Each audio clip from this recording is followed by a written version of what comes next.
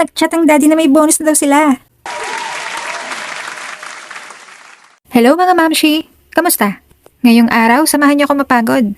Char, sinipag kasi ako ngayon at magpapakapagod muna ako ng slight. Pero bago yan, may dumating na parcel at buksan ko muna. Ito pala yung in-order kong nuts. Na-curious kasi ako kailang ganong napanood ko siya kumain ito. Kaya na-order ang mamshi nyo. Buy one take one pala to. At totoong masarap nga. Ito yung balat niya parang chocolate. Pero hindi siya nakakain, matigas kasi. Anyway, simulan ko muna dito sa kwarto namin. Magpapalit ako ng bedsheet at mga punda at magwawalis-walis na din dito sa loob. Itong mga gawain ko ngayong araw hindi naman talaga to daily routine ko sa bahay. Siguro once a week ko to ginagawa. Noong may work pa ako at nung nandito pa si daddy, once a week talaga namin gawing maglinis dito sa kwarto.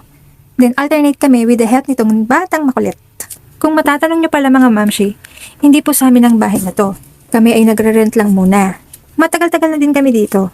Siguro 7 years na ata kami. Nung hindi pa kami kasal ng daddy, kumuha kami noon ng bahay. Yun nga lang, nabenta o napasalo din namin yun. Kasi nung nagkaanak kami, ay kumuha naman kami ng sasakyan. At na-realize namin na wala palang parking yung nakuha naming bahay. Mahirap kasi pag sa labas walang ipapark ang sasakyan, lalo't masikip ang daan. At ito naman ang lilinisin ko. Dito ngayon sa bahay ay kasama namin ang tatay at mga kapatid ko. Pero madalas wala naman sila dito dahil may mga trabaho. Kaya timing din na wala sila dito ngayong araw habang naglilinis ako. Sa totoo lang, goal talaga namin na magkaroon ng sariling bahay. Ganon din ang mga kapatid ko. Kahit sino naman, di ba? Sa ngayon kasi, hindi pa kami makapag-decide kung saan talaga ang location kami permanent na titira. Siguro pag uwi ng daddy, soon magkakaroon na kami sariling bahay. At may final decision na kung saan ang location. I-manifest na yan. I-claim na natin yan. Ito namang CR ang lilinisin ko.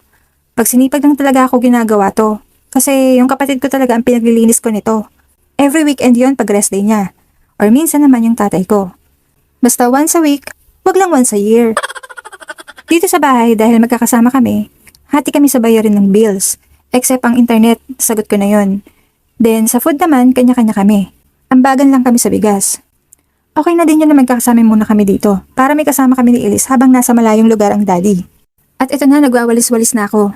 Nalinis ko na pala ang ilalim ng sofa nung isang araw kaya tamang walis na lang. Natapos ko na din naman yung mga daily na gawain ko talaga. Kumbaga, extracurricular activities na lang itong mga ginawa ko ngayon. Hays, natapos din. Kapagod At iyan, nakaligo na ako niyan after naman ginawa ko kanina. Tamang check na lang sa phone. At nag-chat ang daddy na may bonus na daw sila. O di na wala ang pagod ko. O siya, salamat mga mamshi. Bukas ulit.